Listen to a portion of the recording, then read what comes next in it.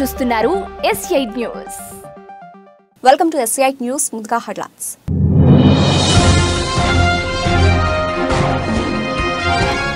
Albert Einstein college of medicine విద్యా సంస్థకు భారీ విరాళం, విద్యార్థుల ట్యూషన్ ఫీజు మాఫీ.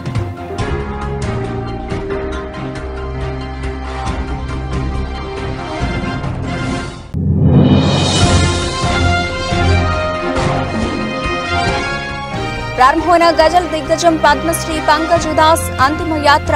ఉదాస్ మృతికి సంతాపం తెలియజేసిన పలువురు ప్రముఖులు, నెటిజన్లు.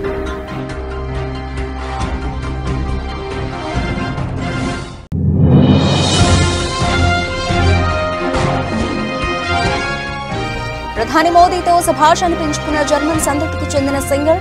తమిళనాడులోని పల్లడంలో మోదీని కలిసిన కాసాండ్రా మెస్ పిట్మెన్.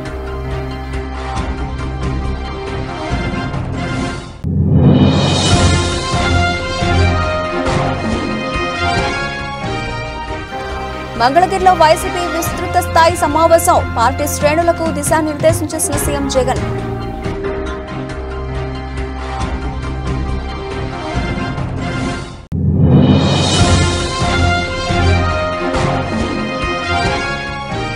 బుగ్గపాడు గ్రామంలో అన్నపూర్ణ సహిత మోక్ష రుద్రేశ్వర స్వామి ప్రతిష్టా మహోత్సవ కార్యక్రమం.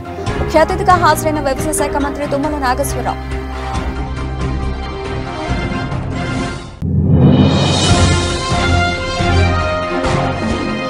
స్వల్ప లాభాల్లో ట్రేడ్ అవుతోన్న దేశీయ స్టాక్ మార్కెట్ సూచీలు. 10 పాయింట్ల స్వల్ప లాభంతో 22,208 దగ్గర కొనసాగుతోన్న నిఫ్టీ.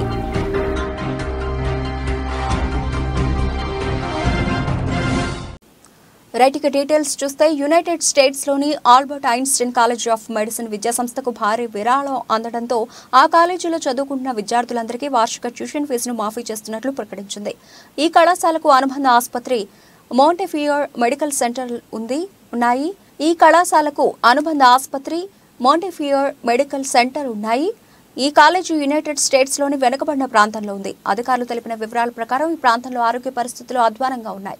కాలేజీ యాజమాన్య విద్యార్థుల ట్యూషన్ ఫీజు మాఫీకి సంబంధించిన ప్రకటనను సోషల్ మీడియాలో పోస్ట్ చేసింది. ఈ ప్రకటన విన్న విద్యార్థులంతా ఉత్సాహంగా చప్పట్లు కొడుతూ ఆ వీడియోలో కనిపించారు. ఈ విరాళాన్ని Einstein board of trustees chairman, Montefiore health system board member Ruth L Gottesman అందించారని కాలేజీ యాజమాన్యం పేర్కొంది. I'm happy to share with you that starting in August this year, the Albert Einstein College of Medicine will be tuition free.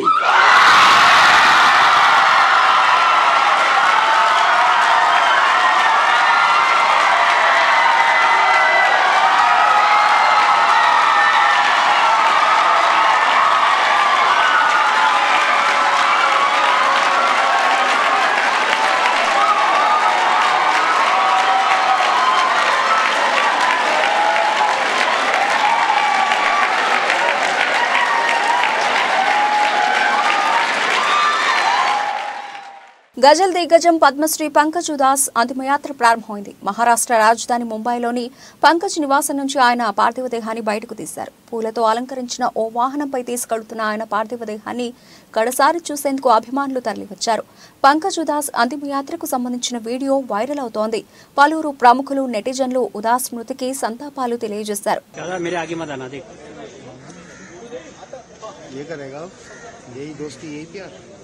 आगे होता ना बस side में ना और पीछे जाओ नहीं बस भाई डायलॉग मारो पुराना वाला 2 मिनट रुक घर जाओ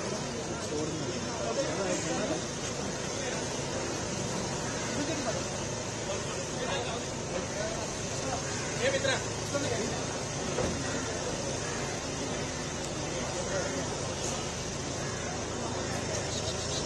दादा साइड दादा मोबाइल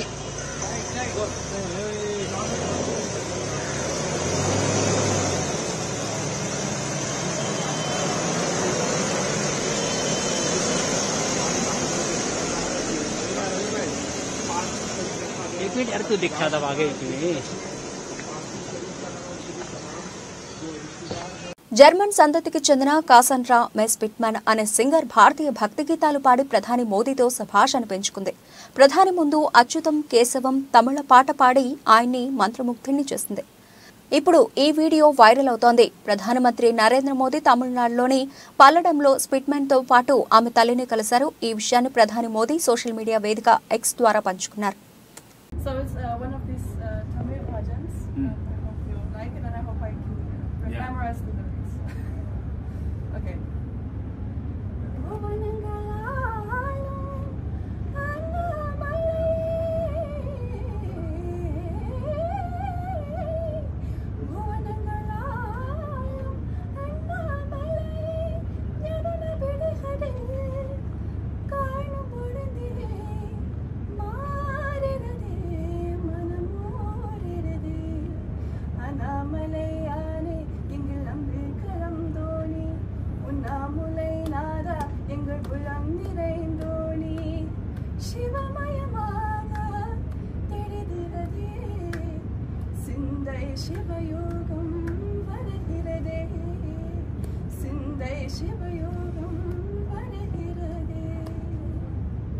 తాను అధికారంలో ఉంటేనే పేదవాడు బాగుపడతాడని సీఎం జగన్ అన్నారు. మేము సిద్ధం, బూత్ సిద్ధం వర్క్షాప్లో సీఎం మాట్లాడుతూ, నేను సీఎంగా ఉంటే లంచాలు లేకుండా బటన్ నొక్కడం ఉంటుంది. నాడు నేడు ద్వారా స్కూళ్ల రూపురేఖలు మారాయి. విలేజ్ క్లినిక్లు పనిచేస్తాయి. మహిళల రక్షణ కోసం దిశ యాప్ తీసుకొచ్చాం. ఆయుధం మీ చేతిలో పెట్టా, గెలిపించే బాధ్యత కూడా మీదే అని పేర్కొన్నారు. అది కుప్పమైనా సరే, ఇచ్చాపురమైనా సరే ఎందుకు జరగకూడదు అని అడుగుతా ఉన్నా. ఎస్, కొద్దో గొప్ప మన ప్రత్యర్థులు రకరకాల కాస్ట్ ఫీలింగ్స్ తీసుకొస్తారు. ఎందుకంటే ఇక్కడ జరిగేది కాస్ట్ వార్ కాదు, ఇక్కడ జరిగేది క్లాష్ వార్. పేదవాడు బ్రతకాలి అంటే వైఎస్ఆర్ కాంగ్రెస్ పార్టీ రావాలి. పేదవాడు బాగుపడాలి అంటే వైఎస్ఆర్ కాంగ్రెస్ పార్టీ రావాలి. పేదవాడికి భవిష్యత్తు ఉండాలి అంటే వైఎస్ఆర్ కాంగ్రెస్ పార్టీ రావాలి. ఈ అంశం ప్రతి ఇంటికి కూడా వెళ్ళి చెప్పగలగాలి. ఇక నేను చేయగలిగిందంతా నేను చేశా. మీ చేతుల్లోకి ఎవ్వడు, ఏ రాజకీయ పార్టీ, ఏ రాజకీయ నాయకుడు ఎప్పుడు ఇవ్వని ఆయుధాలు మీ అందరి చేతుల్లో నేను పెట్టా.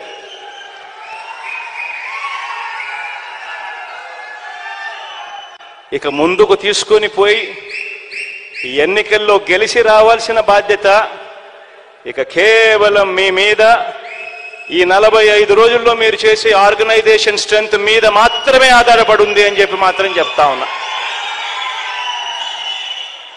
ప్రతి ఒక్కరూ కూడా రెట్టించిన ఉత్సాహంతో పోండి.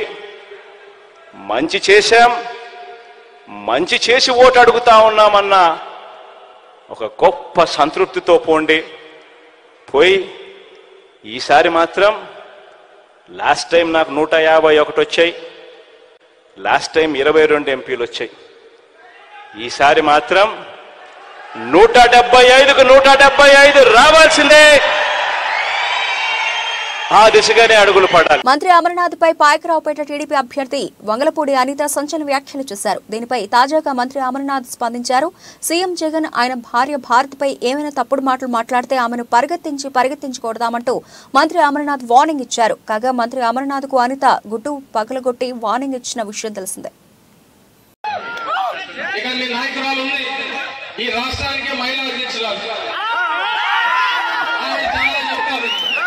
మొన్న ఆ పప్పు కొన్ని తీసుకొని వచ్చారు. నాకైతే ఆవిడ గురించి మాట్లాడడం కూడా ఇష్టం లేదు. ఎందుకంటే మనం మాట్లాడితే ఆవిడ స్థాయి పెరుగుతుంది. అనవసరంగా మాట్లాడాల్సిన పని లేదు. జగన్మోహన్ రెడ్డి గారికి చాలా ఎక్కువగా మాట్లాడుతుంది. జగన్మోహన్ రెడ్డి గారికి ఇంకొకసారి జగన్మోహన్ రెడ్డి గారి గురించి ఏమైనా తప్పుడు మాటలు మాట్లాడినా, భారతమ్మ గురించి ఏదైనా తప్పుడు మాటలు మాట్లాడినా పరిగెట్టించి కొడతామని మీరు మీ నాయకులు పుస్తకాల్లో రాసుకోలేమో, మా నాయకులకి నా కార్యకర్తలకి ఏ పుస్తకంలో రాసుకోవాల్సినటువంటి పని లేదు.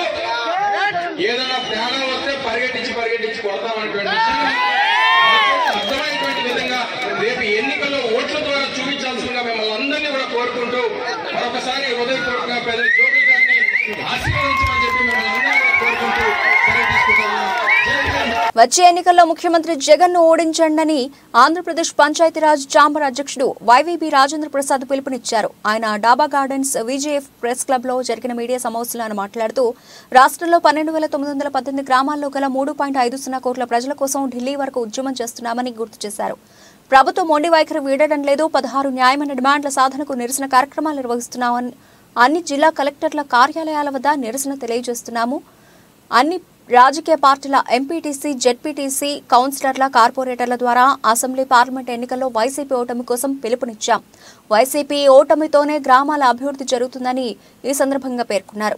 ఎన్నికైనటువంటి మా సర్పంచుల్ని, ఎంపీటీసీలని, కౌన్సిలర్స్ని, కార్పొరేటర్స్ డమ్మీలను చేసి మా సర్పంచులకి, ఎంపీటీసీలకు ఉన్నటువంటి అధికారాలని తీసుకువెళ్ళి గ్రామ సచివాలయాలకి, వాలంటీర్లకి ఇవ్వటం ఎంతవరకు సమంజసం?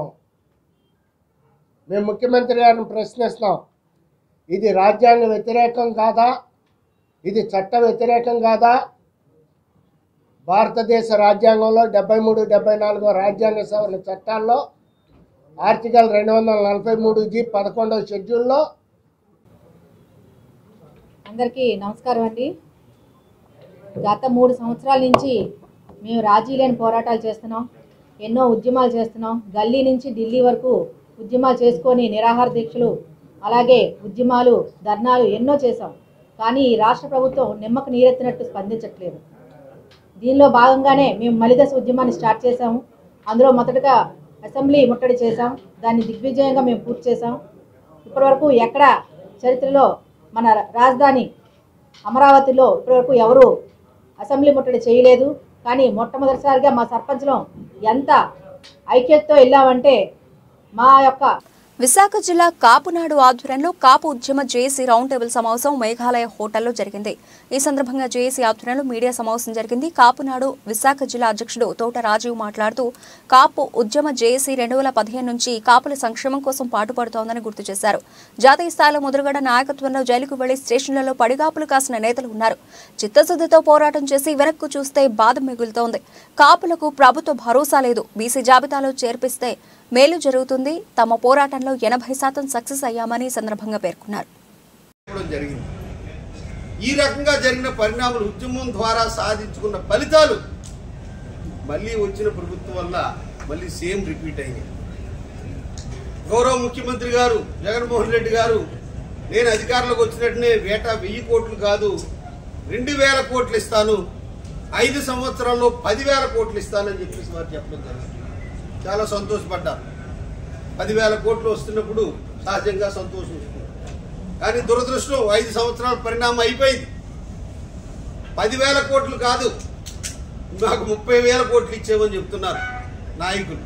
దురదృష్టం ఏంటంటే వారు ఆయా పథకాలు, వారు చెప్పిన పథకాల్లో ఉన్న లిస్టుల ప్రకారం ఇవన్నీ మేము ఇచ్చేమని వారు చెప్తున్నారు. వీరు మీ ద్వారా మేము వారందరికీ తెలియజేసేది ఏమిటంటే ఇది మాకే కాదు అన్ని వర్గాలకు ఇస్తున్నారు. కానీ మీ యొక్క పథకాలు గతంలో కూడా ఉన్నాయి. ఆరోగ్యశ్రీ ఉంది, ఫీజు రియంబర్స్మెంట్ ఉంది, లేదా అనేక పథకాలు ఉన్నాయి. గతంలో కూడా ఆయా ప్రభుత్వాలు చేసినాయి. కానీ అప్పుడెప్పుడు ఇలా క్యాలిక్యులేట్ చేయలేదు. ఇప్పుడు మీరు క్యాలిక్యులేట్ చేసి బియ్యం రేషన్ కార్డులో ఎంత ఇచ్చాం, లేదా విద్యుత్ కనెక్షన్లో ఎంత రాయితీ వచ్చింది అంటే ఇంక మేమేం చెప్పలేం. ఈ రకంగా విధానాన్ని తప్పుడు మార్గంలో తీసుకెళ్లారు. మాకే కాదు అన్ని కులాలకి ఇదే. శ్రీకాకుళం జిల్లా గార మండలం సాలిహుండాం బౌద్ధ స్తూపాన్ని సందర్శించిన బుద్ధిస్ట్ సొసైటీ ఆఫ్ ఇండియా జాతీయ అధ్యక్ష ప్రధాన కార్యదర్శులు చంద్రబోధి పాటిల్, గ్యాంగ్ డేతో పాటు రాష్ట్ర అధ్యక్ష ప్రధాన కార్యదర్శి, రాష్ట్ర వైస్ ప్రెసిడెంట్లు Shri Y Haribabu, VV Durgarao, Moyidi Muralikrishna senior న్యాయవాది శ్రీకాకుళంను సందర్శించారు. ఈ సందర్భంగా వారు మాట్లాడుతూ బుద్ధుడు ఆశయాలు, పంచశీల సూత్రాలు, ప్రభుత్వ భారత్ నిర్మాణం ద్వారా ప్రజలకి జ్ఞానోదయం కలుగుతుందని, ఈ మార్గంలో ప్రజలు పయనించడం ద్వారా జ్ఞాన మార్గం కలుగుతుందని తెలిపారు. ఈ బృందం పర్యటించిన వారిలో బీఎస్ఐ జిల్లా అధ్యక్షులు కార్యదర్శి బి కృష్ణారావు, హనుమంతు మన్మథరావు, ప్రముఖ జెమ్స్ హాస్పిటల్ వైద్యుడు బి రామారావు, దండాసి రాంబాబు తదితరులు పాల్గొన్నారు. प्रवचन देने का अधिकार उस समय सिर्फ तथागत गौतम बुद्ध को ही होता था. उसके बाद जो सीनियर जो भिक्षुनी रहती है वो एक में को देखो, पुरुष भिक्षु जो है चाहे अपना महास्तविद रहे या कितना भी बड़ा रहे, वो भिक्षुनी को यानी प्रवचन नहीं दे सकता, भिक्षुनी को दे सकता है। तो ये जो श्रीलंका में, थाईलैंड में आप देखते हैं, उधर आपने बर्मा में देखते हैं, ये आदि जो है भारत में ये भिक्षुनी का है ना, तब से बड़ी खुशी हुई कि यहाँ पर भिक्षुनी संघ का यहाँ पर निवास और ये होता था। तो सरकार बहुत खुशी और मैं थैंक्स देता हूँ हमारे बाबू जी। और यहाँ पर ये कौन सा जिला श्रीकाकुलम जिला यानी वाइस प्रेसिडेंट इसमें जनरल सेक्रेटरी और state general secretary Durga Rao ji और हमारे गौतमा जी और डॉक्टर रामाराव जी, जॉन जी, ये आप सभी को बहुत बहुत धन्यवाद।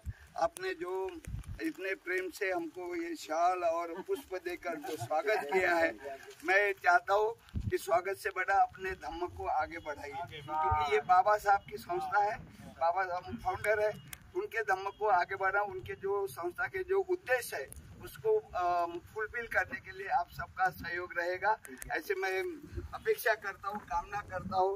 नमो बुद्धाय, जय भीम। ప్రశాంతమైన విశాఖ నగరంలో రౌడీ సంస్కృతిని పెంచి పోషిస్తున్నారని విశాఖ తూర్పు నియోజకవర్గ ఎమ్మెల్యే వెలగపూడి రామకృష్ణబాబు అన్నారు.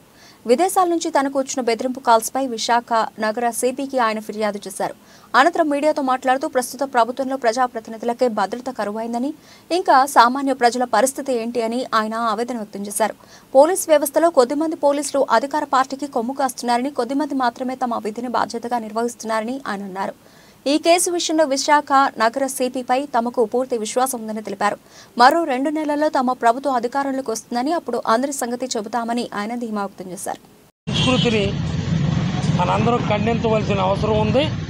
ఎట్టి పరిస్థితుల్లో కూడా కమిషనర్ గారు తగిన చర్యలు తీసుకుని అటువంటి వ్యక్తుల్ని కఠినంగా శిక్షించే వరకు వదలకూడదని చెప్పి మీ ద్వారా నేను కమిషనర్ ఆఫ్ పోలీస్ గారికి విజ్ఞప్తి చేస్తున్నాను.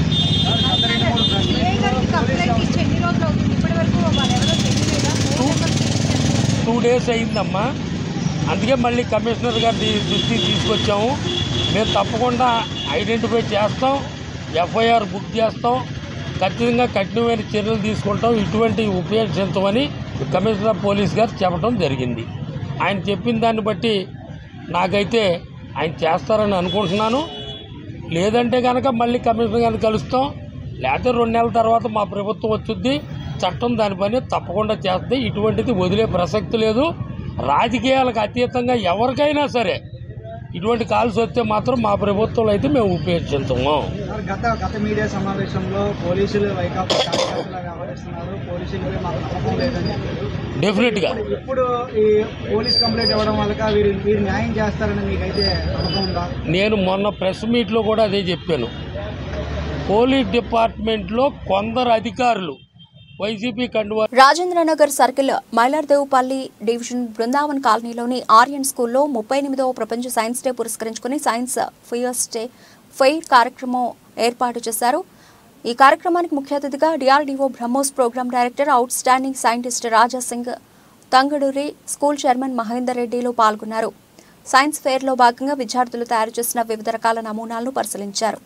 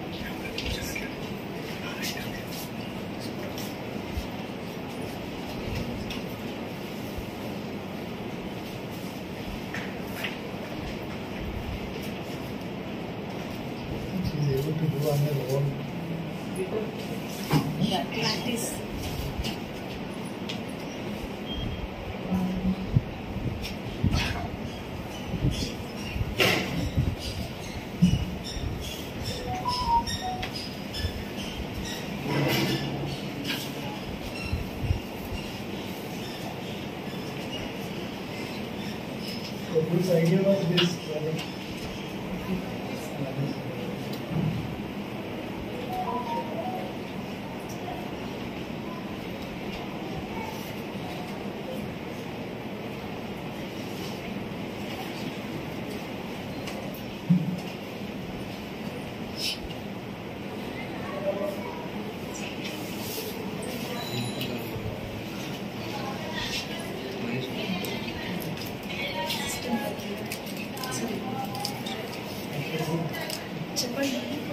కొమరం భీం ఆసిఫాబాద్ జిల్లా సిర్పూర్టి మండల కేంద్రంలోని సాంఘిక సంక్షేమ బాలుర గురుకుల పాఠశాలలో నిర్వహించిన పోలీసులు మీకోసం కార్యక్రమంలో భాగంగా 10వ తరగతి పరీక్షలు రాస్తున్న మండలంలోని విద్యార్థులకు జిల్లా ఎస్పీ కె సురేష్ కుమార్ ముఖ్య అతిథిగా పాల్గొని డీఎస్పీ కరుణాకర్, సిఐ సాదిక్ బాషా, ఎస్ఐ దికొండ రమేష్, ప్రిన్సిపల్ బాలరాజు సంగీతలతో కలిసి మండలంలోని సాంఘిక సంక్షేమ బాలికల పాఠశాల, సిర్పూర్ కాగజ్ నగర్ కేజీబీవీ ఆశ్రమ బాలికల పాఠశాల, ఈడెన్ గార్డెన్ ప్రైవేట్ స్కూల్ ప్రభుత్వ ఉన్నత పాఠశాల 10వ తరగతి విద్యార్థులకు పరీక్షా సామాగ్రి, ఎగ్జామ్ ప్యాడ్స్, జామెంట్రీ బాక్స్ పంపిణీ చేసిన అనంతరం సిర్పూర్టి ఎస్ఐ దికొండ రమేష్ ఆధ్వర్యంలో 10వ తరగతి అవగాహన కార్యక్రమంలో విద్యార్థులను ఉద్దేశించి జిల్లా ఎస్పీ సురేష్ కుమార్ మాట్లాడుతూ కృషి, తపన, పట్టుదల, సమయపాలన విజయానికి ముఖ్య సూత్రాలు అవుతాయని అన్నారు. ఎగ్జామ్ని ఎట్లా పర్ఫెక్ట్గా డీల్ చేయాలి అనే విషయాల్ని వివరించిన డిపార్ట్మెంట్ ఆధ్వర్యంలో ఏర్పాటు చేసిన ఈ కార్యక్రమానికి అంటే మా DSP Kagaznagar, CI Kouthala, SI Sirpur T, principal of social welfare boys, principal of social welfare Kagaznagar girls Sangeetha గారికి, మోటివేషనల్ స్పీకర్ రాజు యాదవ్ గారికి, ఇతర హెచ్ఎంస్ అందరికీ, పాత్రికేయ మిత్రులకు, మా పోలీస్ స్టాఫ్కి, ఈ ముఖ్యంగా ఈరోజు ఈ కార్యక్రమానికి కర్మ కర్త క్రియ, ఈ కార్యక్రమానికి సెంటర్ పాయింట్ పిల్లలందరికీ నేను వచ్చే 20-25 నిమిషాల పాటు నేను కూడా మీ స్థాయి నుంచి ఇంకా మీరైనా కుర్చీలో కూర్చున్నారు, ఒక మండల కేంద్రంలో ఉన్నారు, ఒక కుగ్రామం, ఒక చాలా మారుమూల వెనకబడ్డ ప్రాంతం నుంచి వచ్చి మీలాగే 10th క్లాస్ ఎగ్జామ్స్ రాసి, నేను 10th క్లాస్ ఎగ్జామ్స్ రాసినప్పుడు ఊరు మాది, 10th క్లాస్ మీలాగే ఎగ్జామ్స్ రాసి ఇంటర్మీడియట్ రాసి ఐపీఎస్ అయిన అనుభవంతో నా అనుభవం మీకు కూడా ఎంతో కొంత ఉపయోగపడాలి, మీలో కొందరైనా అందరూ ఒక 10 మార్కులైనా మీకు రావాల్సిన మార్కుల కంటే ఎక్కువగా వచ్చేటట్టు చేయగలిగితే నా అనుభవానికి సార్థకత అనే ఉద్దేశంతో ఈ కార్యక్రమానికి నేను రావడం జరిగింది. సో ముందుగా మీరందరూ అనుకోవచ్చు, ఎప్పుడు రాసే ఎగ్జామ్సే కదా, అసలు ఎందుకు 10th క్లాస్ ఎగ్జామ్స్ గురించే ఎందుకు ఇంత ఇంపార్టెన్స్ ఇస్తున్నారు, అసలు ఈ ఎగ్జామ్స్లో మనం మంచి మార్కులు సంపాదించాల్సిన అవసరం ఏంటి అని మీ అందరికీ ఒక డౌట్ రావచ్చు. దానికి నా సమాధానం ఏంటంటే, పడే తత్వం, మీ ప్లానింగ్, మీ యాటిట్యూడ్. మెదక్ మున్సిపాలిటీ బడ్జెట్ సమావేశం హడావిడిగా జరిగింది. అభివృద్ధి మీద మాట్లాడుతూ ఉంటే పలువురు బీఆర్ఎస్ కౌన్సిలర్లు బద్నాం చేసేందుకు ప్రయత్నిస్తున్నారని ఎమ్మెల్యే రోహిత్ ఆగ్రహం వ్యక్తం చేశారు. 10 లక్షల రూపాయలు ఇవ్వకుంటే పార్టీ మారిన వ్యక్తులు తన గురించి మాట్లాడడం ఏంటి? సొంత డబ్బులు ఖర్చు పెట్టి మెదక్ ప్రజల కోసం కొట్లాడతా ప్రజలు దోచుకుంటున్న నేతలను తరిమి కొట్టాలి అంటూ ఆయన ఫైర్ అయ్యారు. ప్రతిసారి బడ్జెట్ అంటారు కానీ పనులు అవుతున్నాయి. ఏమన్నా పనులు అవుతున్నాయి? అక్కడ కుక్కలు ఎట్లా పడతా మొత్తం నాశనం పట్టిస్తుంది. అంటే చిన్నపిల్లలకి ఏమైనా ఎవరికి బాధ్యత? నేను మెదక్ ప్రజల కోసం పనిచేస్తలేనా? మెదక్ ప్రజల కోసం మీరు పనిచేసేది అంటే నేను పని చేస్తుంటే పుల్ల పెట్టాలా? మైనంపల్లి పోయి మంచి పేరు వస్తే మేము సహించము. మంచి పేరు వస్తుంది కదా, ఇయ్యలేదో లొల్లి చేయాలా, ఆగం పట్టేలా మీటింగ్ లో మళ్ళీ కాంట్రవర్సీ చేయాలి. ఇట్లాంటి కాంట్రవర్సీలు ఎన్నైనా ఇల్లు కాదు, వీళ్ళు అయ్యను తాతలు దిగొచ్చినా మేము భయపడటం కాదు అని తెలియజేసుకుంటా ఉన్నాం. వాళ్ళ విధంగా మేము ప్రవర్తిస్తే ఏమైతుంది? మా కార్యకర్తలు ఊస్తే కొట్టకపోతారు. ఊస్తే అర్థమైంది కదా, ఊస్తే కొట్టకపోతారు. నేను మాట్లాడే అవసరం లేదు. అంటే ఇలా కౌన్సిల్ మీటింగ్ ఎమ్మెల్యే గారు వస్తే వదిలిపెట్టాలా, ఆగం చేయాలా, బద్నాం చేయాలి. ఈ ప్రయత్నం మీరు చేస్తూ ఉంటారు. మెదక్ ప్రజలారా మీరు గమనించండి, గుర్తించండి. ఇట్లాంటి కొంతమంది వల్ల నేను ఎప్పుడు కూడా ప్రతి స్పీచ్ లో చెప్తుంటా, మన మధ్యలో కూడా దొంగలు లంగలు ఉంటారు, దొంగలు లంగలు ఉంటారు. వాళ్ళ స్వార్థం కోసం, వాళ్ళ జేబులు నింపుకోవడం కోసం, వాళ్ళ పైసల కోసం ఖమ్మం జిల్లా సత్తుపల్లి మండలం బుగ్గపాడు గ్రామంలో శ్రీ విశ్వధర్మ క్షేత్రం ప్రాంగణంలో అన్నపూర్ణ సహిత మోక్ష రుద్రేశ్వర స్వామి ప్రతిష్ఠా మహోత్సవ కార్యక్రమానికి వ్యవసాయ శాఖ మంత్రి తుమ్మల నాగేశ్వరరావు ముఖ్య అతిథిగా హాజరయ్యారు. మంత్రి తుమ్మలకు పూర్ణ కుంభంతో స్వాగతం పలికారు. అనంతరం పూజా కార్యక్రమాల్లో పాల్గొన్న తుమ్మల తీర్థ ప్రసాదాలను స్వీకరించారు. ఈ నెల 24 నుండి శ్రీ విశ్వధర్మ క్షేత్రం ప్రాంగణంలో ప్రతిష్ఠా మహోత్సవాన్ని పురస్కరించుకుని వైభవంగా కార్యక్రమాలు నిర్వహిస్తారు.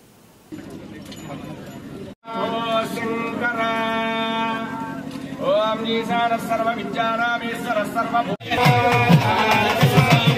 ये भूतानि समकृण्वन्निवारे निरालयिदं जजानान्य विश्वाकवन्तरं भवामि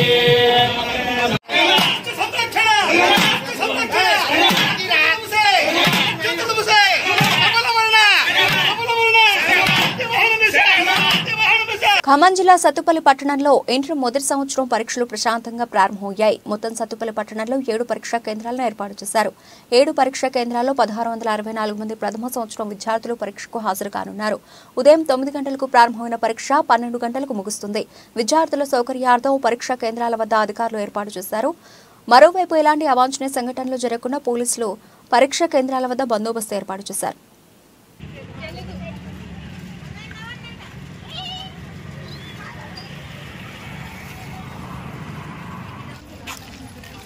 బాగుంది ఇది బాగుంటుంది.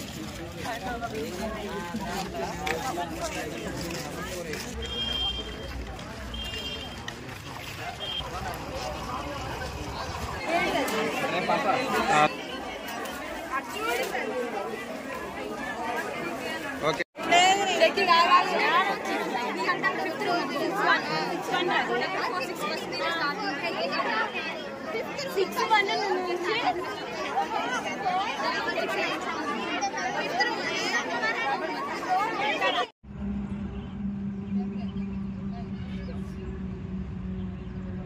దేశీయ స్టాక్ మార్కెట్ సూచీలు బుధవారం స్వల్ప లాభాలు ట్రేడ్ అవుతున్నాయి. ఉదయం 9:24 సమయంలో సెన్సెక్స్ 44 పాయింట్ల వద్ద లాభంతో 73,140 వద్ద ఉంది. నిఫ్టీ 10 పాయింట్ల స్వల్ప లాభంతో 22,208 దగ్గర కొనసాగుతోంది. డాలర్తో పోలిస్తే రూపాయి మార్కం విలువ 82.90 వద్ద స్థిరంగా ఉంది. సెన్సెక్స్ 30 సూచీలో భారతీ ఎయిర్టెల్, టాటా మోటార్స్ మరియు ఇతర సంస్థల షేర్లు లాభాల్లో ట్రేడ్ అవుతున్నాయి. అల్ట్రాటెక్, సిమెంట్, విప్రో మరియు ఇతర సంస్థలు నష్టాల్లో ఉన్నాయి.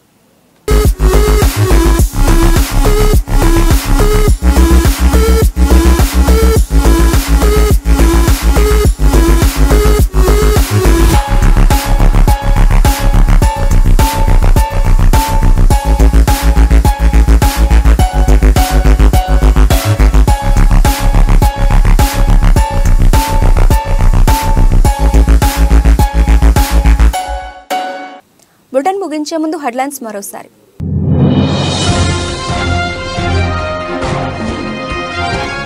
Albert Einstein college of medicine విద్యా సంస్థకు భారీ విరాళం. విద్యార్థుల ట్యూషన్ ఫీజు మాఫీ.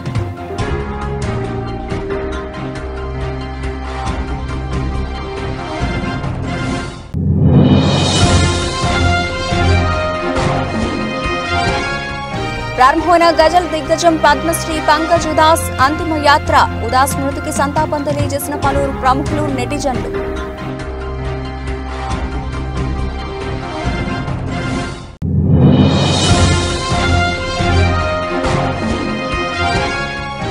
ప్రధాని మోదీతో శభాష్ పెంచుకున్న జర్మన్ సంతతికి చెందిన సింగర్. తమిళనాడులోని పల్లడంలో మోదీని కలిసిన కాసాండ్రా మెస్పిట్మెన్.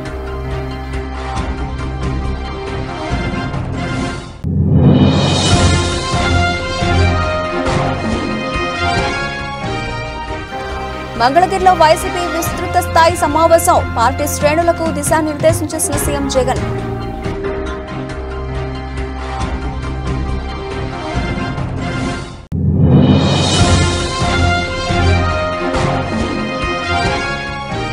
బుగ్గపాడు గ్రామంలో అన్నపూర్ణ సహిత మోక్ష రుద్రేశ్వర స్వామి ప్రతిష్ఠా మహోత్సవ కార్యక్రమం. ముఖ్య అతిథిగా హాజరైన వ్యవసాయ శాఖ మంత్రి తుమ్మల నాగేశ్వరరావు.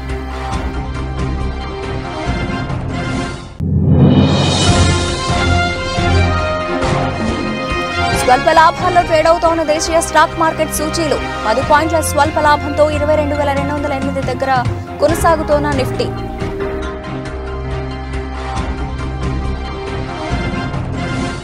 ఇవి ఇప్పటివరకు కనిపించిన అప్డేట్స్. మరిన్ని అప్డేట్స్ తో మళ్ళీ కలుద్దాం. అంతవరకు సెలవు. నమస్తే.